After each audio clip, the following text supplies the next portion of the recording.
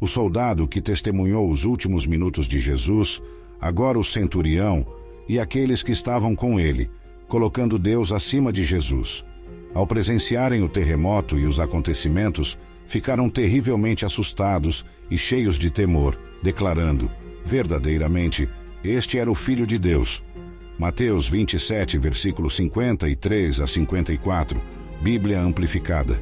Foi o momento em que o trabalho do centurião era garantir que a crucificação fosse realizada corretamente, sem complicações. Ele geralmente estava encarregado de uma centena de soldados. Durante a crucificação, sua coragem e inteligência o ajudaram a subir nas fileiras, tornando-se um soldado da mais alta ordem, alguém frio e eficiente. Mas naquele dia, ao testemunhar o evento mais marcante de sua carreira, a cena da crucificação de Jesus era tão impressionante que até mesmo um centurião romano endurecido reconheceu que este era o Filho de Deus. Aquela realização significava que Jesus era inocente do crime pelo qual estava sendo punido. O centurião deve ter sido tomado por uma mistura de emoções ao perceber que havia supervisionado a crucificação de um homem inocente. Suas palavras não foram de um recruta assustado, nem de um soldado facilmente manipulável, mas de um veterano experiente, acostumado a ver inúmeras mortes horríveis, pelas quais era responsável. Jesus estava na cruz por uma razão específica, e o centurião, ao compreender isso, deve ter sentido uma mistura de surpresa e compaixão. Não eram apenas palavras sussurradas de medo, mas conclusões ponderadas de alguém que havia testemunhado incontáveis execuções e condenações. Ele estava ciente da forte condenação dos líderes religiosos judeus que colocaram Jesus na cruz por blasfêmia, uma ordem que ele, como soldado, deveria seguir. Mas o centurião abandonou a condenação e proclamou a afirmação de Jesus. Por quê? Porque os argumentos em favor de Cristo eram avassaladores. Devemos lembrar que esse homem havia supervisionado muitas crucificações, mas algo extraordinariamente diferente aconteceu naquela execução em particular. O que ele viu? Cenas dos eventos do julgamento, da prisão e da crucificação de Jesus, combinadas em um relato convincente. A resposta de Jesus à injustiça imposta por seu próprio povo, através das prisões e julgamentos, tocou profundamente o coração do centurião. Naquela experiência única, ele presenciou a força e a compaixão de um homem que estava disposto a suportar tal sofrimento pelos outros. A partir daquele momento, a vida do centurião nunca mais seria a mesma. O que teria sido tão impactante a ponto de fazê-lo questionar tudo o que acreditava? A Bíblia nos conta a história, mas o mistério por trás dessa mudança de coração permanece intrigante até hoje. Este homem certamente havia supervisionado muitas crucificações. O sumo sacerdote levantou-se e disse a Jesus: "Você não tem nada a responder? O que é que estes homens estão testemunhando contra você?" Mas Jesus permaneceu em silêncio. Então, o sumo sacerdote lhe disse: "Eu o coloco sob juramento pelo Deus vivo. Diga-nos se você é o Cristo, o Filho de Deus." Jesus respondeu: "Você mesmo disse. E digo mais, não importa o que você faça comigo agora ou no futuro, você me verá revelado como o Filho do Homem, sentado à direita do poder e vindo nas nuvens do céu." Mateus 26, versículos 62 a 64. Essa poderia ter sido a resposta de Jesus diante da tortura que sofreu pelas mãos do centurião e seus homens. Então, os soldados do governador levaram Jesus ao pretório e reuniram ao seu redor toda a corte romana. Despiram-no e colocaram um manto escarlate sobre ele, como um manto real. Então, trançaram uma coroa de espinhos e a puseram em sua cabeça, e colocaram uma vara em sua mão direita, como um cetro. Ajoelhando-se diante dele, zombaram dele, dizendo: "Salve, Rei dos Judeus!" Cuspiram nele e tomaram a vara e golpeavam repetidamente sua cabeça. Depois de zombarem dele, tiraram-lhe o manto escarlate e o vestiram com suas próprias roupas e o levaram para crucificar. Mateus 27, versículo 27 a 31. O que teria sido a reação de Jesus a todo esse desprezo e violência? Pode-se pensar na dignidade com a qual Jesus respondeu ao linchamento que exigia seu sangue, como um cordeiro em silêncio diante do matadouro. As Escrituras não registram nenhuma resposta de Jesus aos clamores da multidão, mas o sumo sacerdote instigou o povo para que Pilatos libertasse Barrabás em seu lugar. E novamente Pilatos perguntou: então, o que farei com aquele que vocês chamam de Rei dos Judeus? Eles gritaram: crucifica-o! Mas Pilatos perguntou: por quê? O que ele fez de mal? No entanto, eles gritaram ainda mais: crucifica-o! Então Pilatos, querendo satisfazer a multidão, soltou Barrabás para eles. E depois de ter mandado açoitar Jesus, entregou-o aos soldados para ser crucificado. Marcos 15, versículo 11 a 15. Diante da rejeição do povo, Jesus preocupava-se com o perdão, não com sua própria libertação. E Jesus dizia: Pai, perdoa-lhes, pois eles não sabem o que fazem. Lucas 23, versículo 34. Mesmo diante daqueles que o rejeitaram e dos soldados que o crucificaram, inclusive o centurião, a resposta de Jesus foi de perdão.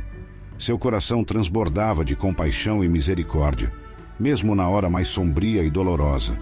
Essa atitude intrigante e desafiadora nos leva a refletir sobre o poder e a profundidade do perdão divino, pois eles não sabem o que estão fazendo, e lançaram sortes, dividindo as roupas de Jesus entre si, enquanto jogavam pelos seus pertences. A preocupação de Jesus era com o perdão deles, não com a sua própria fuga. Que declaração poderosa! Mateus 27, versículo 35 a 36. E quando o crucificaram, dividiram suas vestes, lançando sortes. Então, sentados, ficaram a guardar ali, vigiando para evitar qualquer tentativa de resgate. Mas, se tudo isso não o convencesse, ele viu algo mais. Ele viu a resposta da criação. Testemunhamos o terremoto e as rochas se dividindo. A própria natureza foi abalada pela morte do Filho de Deus.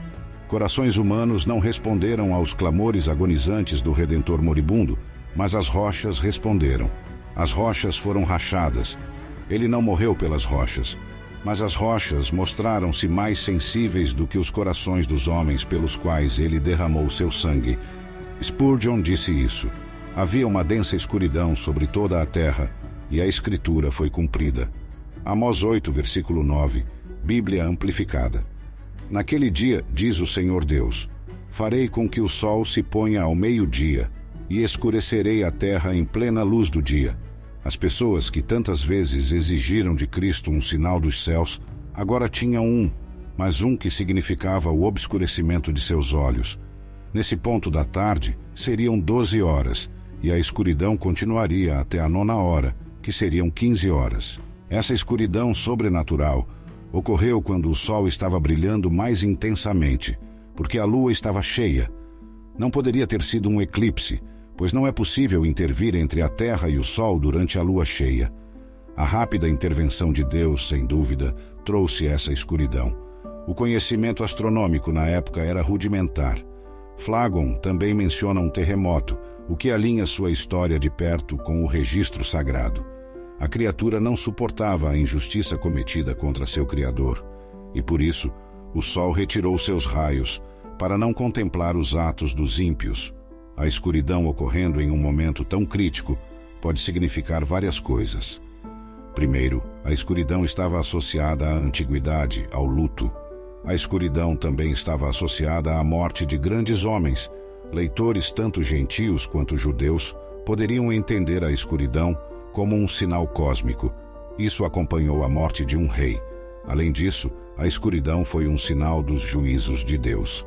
Os túmulos foram abertos, e muitos corpos dos santos, o povo de Deus que havia adormecido na morte, foram ressuscitados e saíram dos túmulos após a sua ressurreição. Eles entraram na santa cidade de Jerusalém e apareceram a muitas pessoas. Mateus 27, versículos 52 a 53, Bíblia amplificada. Esses primeiros milagres realizados em conexão com a morte de Cristo foram típicos de maravilhas espirituais que continuarão até que ele volte. Corações endurecidos se rompem, sepulcros de pecado se abrem, aqueles que estavam mortos em transgressões e pecados são ressuscitados e saem dos túmulos para a santa cidade, a Nova Jerusalém. Spurgeon disse isso. Mas observe que foi somente após a ressurreição de Jesus que os ocupantes desses túmulos foram ressuscitados e foram para Jerusalém, onde apareceram a muitos. A Bíblia não diz se esses santos ressuscitados morreram novamente ou foram para o céu com o Senhor Jesus. Claramente, o centurião ficou chocado por testemunhar tal evento dramático durante as últimas horas de Cristo, especialmente porque ele nunca havia visto algo assim antes. Isso causou um impacto quase imensurável nele. O centurião e suas tropas ficaram muito assustados, apesar de terem aprendido a lidar com o medo. Agora, eles estavam experimentando um terror absoluto. Jesus não apenas causou um impacto em homens rudes e endurecidos como o centurião romano, mas também impactou mulheres, inclusive mulheres como Maria Madalena, era a mulher que antes estava possuída por demônios e que seguiu Jesus desde a Galileia. Havia também muitas outras mulheres ali, observando à distância, que tinham acompanhado Jesus desde a Galileia e o serviam, entre elas, Maria Madalena e Maria, mãe de Tiago e José, e a mãe dos filhos de Zebedeu, Tiago e João. Mateus 27, versículos 55 a 56. Seja ele um pagão, como o centurião, ou um ladrão na cruz que creu e foi salvo enquanto Jesus estava pendurado na cruz, a simplicidade e a essência são as mesmas. Todos os que são salvos por causa da morte de Jesus. Na cruz, o trabalho começou imediatamente e tem continuado por 2 milênios. É essa poderosa cruz e o amor demonstrado ali que toca corações, inclusive o coração endurecido e cansado de batalhas de um soldado de carreira, levando-o da morte para a vida. Dizem que o chão é sempre nivelado aos pés da cruz. Era assim no primeiro século e ainda é hoje. Aos pés da cruz, todos, pobres e ricos, encontram um terreno igual para se ajoelhar e abraçar o Cristo que morreu por eles. Verdadeiramente, este é o Filho de Deus. Ouvimos e acreditamos. A jornada não deve terminar aí. Devemos ter paixão para conhecê-lo mais profundamente. Filipenses 3, versículo 10. Para que eu o conheça, e a força da sua ressurreição e a comunhão de seus sofrimentos, conformando-me a ele na sua morte, que esse mesmo desejo arda em nossos corações, para que possamos conhecer honestamente aquele que nos amou e se entregou por nós. Não podemos deixar de nos perguntar como o contato com Jesus afetou a vida dos soldados. Eles se tornaram cristãos? O Pulpit Commentary relata a tradição de que o nome do centurião era Longino e que ele se tornou um devoto seguidor de Jesus, pregou o Evangelho e morreu como mártir. No entanto, isso é apenas uma tradição. Não sabemos se isso aconteceu, mas sabemos que a verdade tem o poder de se apegar ao coração de alguém. A cruz de Jesus tem o poder de mudar o indivíduo. O centurião começou como um oficial romano, supervisionando uma crucificação, mas terminou o dia reconhecendo que Jesus era o Filho de Deus. 1 Coríntios 1, versículo 18.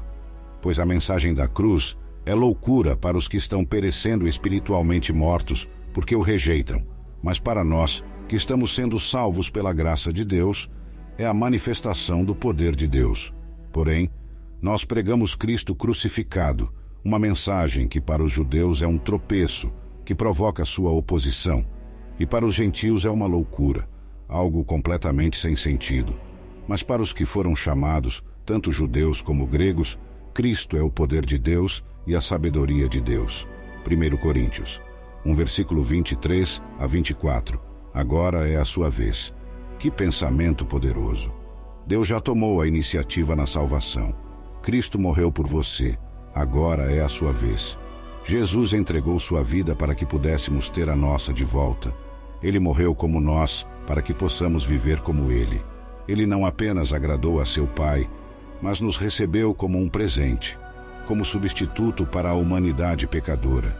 Jesus sofreu a separação da comunhão com o Pai, terrível como isso foi, mas isso cumpriu o bom e amoroso plano de redenção de Deus. Um poema clássico, Throned Upon the Awful Tree, de John Ellerton, em 1875, declara: Sentado no terrível madeiro, Rei da angústia, contemplo contigo. A escuridão oculta teu rosto angustiado. Ninguém pode compreender o que desconhecidos sofrimentos te abatem. Silêncio e solidão, sozinho.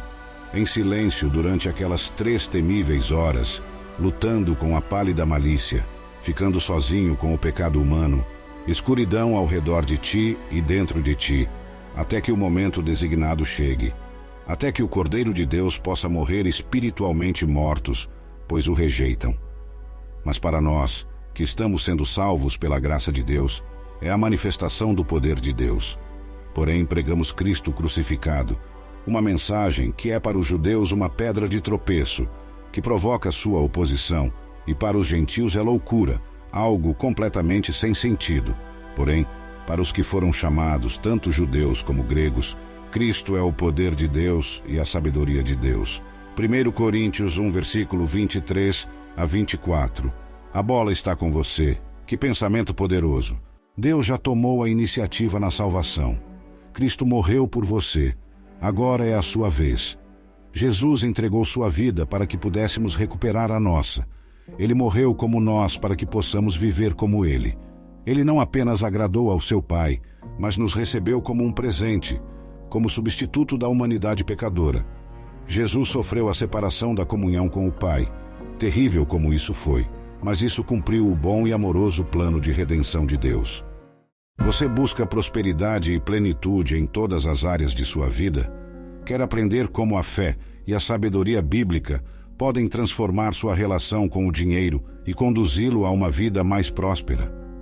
O livro Prosperidade com Deus encontrará um guia inspirador e prático para trilhar uma jornada rumo à verdadeira riqueza.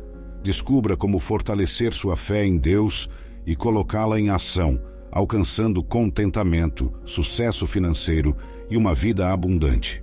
Acesse o link nos comentários e mergulhe neste livro repleto de ensinamentos valiosos. Prepare-se para uma leitura transformadora que o guiará para uma vida de prosperidade com base em sua conexão com o Criador. Não perca essa oportunidade de descobrir o verdadeiro sentido da prosperidade.